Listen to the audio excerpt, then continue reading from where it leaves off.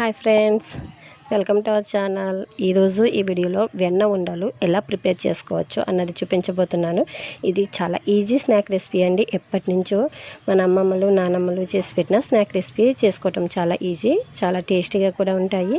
ఇవి ఎలా ప్రిపేర్ చేయాలో తెలుసుకునే కంటే ముందుగా నా ఛానల్ని కనుక మీరు ఫస్ట్ టైం చూస్తున్నట్లయితే సబ్స్క్రైబ్ చేసుకోండి. సబ్స్క్రైబ్ చేసుకున్న తర్వాత పక్కన వచ్చి బెల్ ఐకాన్ని కూడా క్లిక్ చేయండి. అప్పుడే నేను చేసిన ప్రతి వీడియో నోటిఫికేషన్ మీకు వచ్చి నా కొత్త వీడియోలన్నీ మీరు మిస్ కాకుండా ఉండొచ్చు.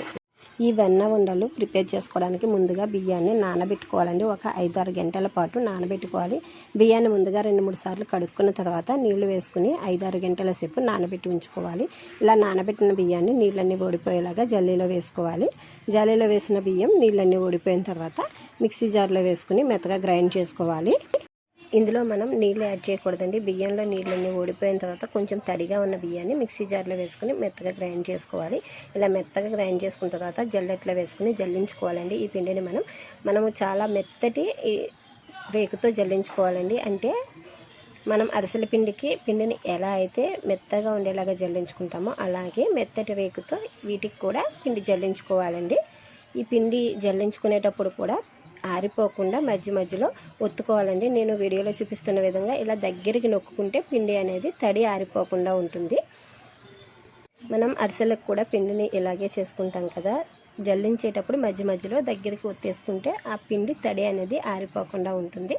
పిండి తడి ఆరకుండానే మనం ఇవి చేసుకోవాలన్నమాట. ఇలా మధ్యలో పిండి ఒత్తుకుంటూ జల్లించుకుంటూ మొత్తం పిండి అంతా కూడా గ్రైండ్ చేసేసుకోవాలి.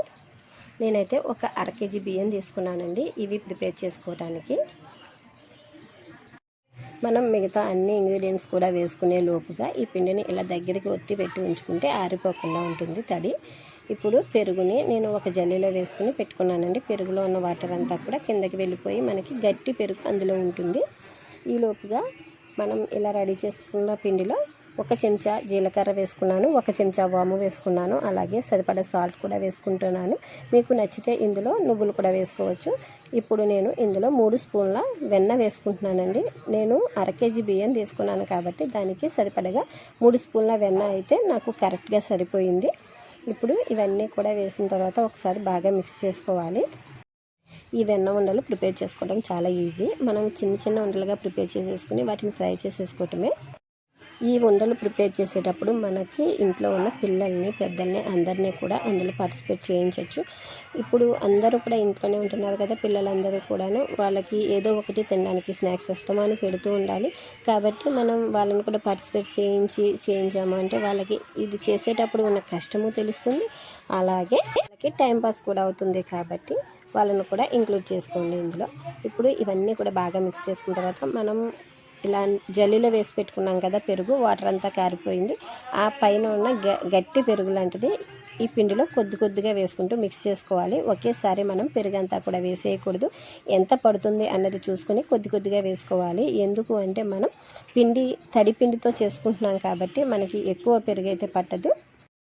పెరుగు ఎక్కువ వేసేసి పిండి పల్చగా అయిపోయింది అంటే మనకి వెన్న ఉండలు రావన్నమాట. కాబట్టి చూసుకొని వేసుకోండి. అలాగే పిండి కలిపేటప్పుడు ఎక్కడ ఉండలు అనేవి లేకుండా ఉండేలాగా మిక్స్ చేసుకోవాలి. ఎక్కడైనా చిన్న ఉండల్లాగా ఉండిపోయింది అంటే పిండి అవి పేలే ఛాన్స్ ఉంటుంది. కాబట్టి జాగ్రత్తగా ఉండలు అనేవి కూడా ఏమీ లేకుండా బాగా మిక్స్ చేసుకోవాలి. అలాగే పెరుగును కొద్దిగా వేసుకుంటూ మిక్స్ చేసుకోవాలి. చూసారుగా, పిండి ఇలా సాఫ్ట్గా ఉండేలాగా మిక్స్ చేసుకోవాలన్నమాట. ఎక్కడ పిండి ఉండలు లేకుండా జాగ్రత్త పడాలి కలిపేటప్పుడు. అలాగే ఉండలు మనం చిన్నగా రౌండ్గా బాల్స్ లాగా చేసుకుంటాం కదా, ఇలా బాల్స్ లాగా చేసుకునేటప్పుడు కూడా అందులో పగులు అనేది రాకుండా చూసుకోవాలి.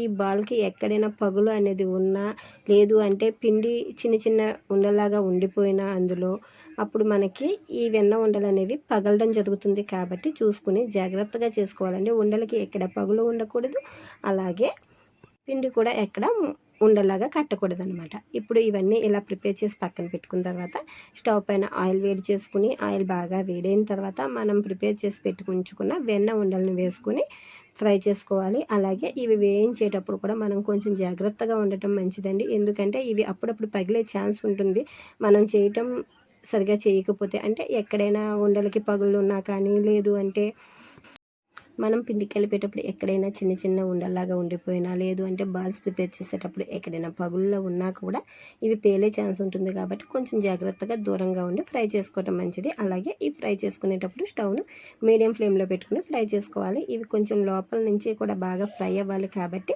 స్టవ్ను మీడియం ఫ్లేమ్లో పెట్టుకుని ఫ్రై చేసుకుంటే సరిపోతుంది. స్టవ్ని మీడియం ఫ్లేమ్లో పెట్టుకుని ఇవన్నీ కూడా బాగా ఫ్రై అయ్యే వరకు ఫ్రై చేసుకుంటే సరిపోతుంది. ఈ వెన్నముండలు మీ ఇంట్లో కూడా ట్రై చేసి టేస్ట్ చేయండి. టేస్ట్ చేసిన తర్వాత టేస్ట్ ఎలా ఉంది అన్నది నాకు తప్పకుండా కామెంట్ చేయండి. అలాగే ఈ వీడియో మీకు నచ్చితే తప్పకుండా లైక్ చేయండి, షేర్ చేయండి. ఇటువంటి సింపుల్ అండ్ టేస్టీ రెసిపీస్ కోసం నా ఛానల్ని తప్పకుండా సబ్స్క్రైబ్ చేసుకోండి. సబ్స్క్రైబ్ చేసుకున్న తర్వాత పక్కన వచ్చే బెల్ ఐకాన్ని కూడా క్లిక్ చేయండి. Thank you friends for watching my video. Share with your friends and family. Don't forget to subscribe my channel. Thank you very much friends.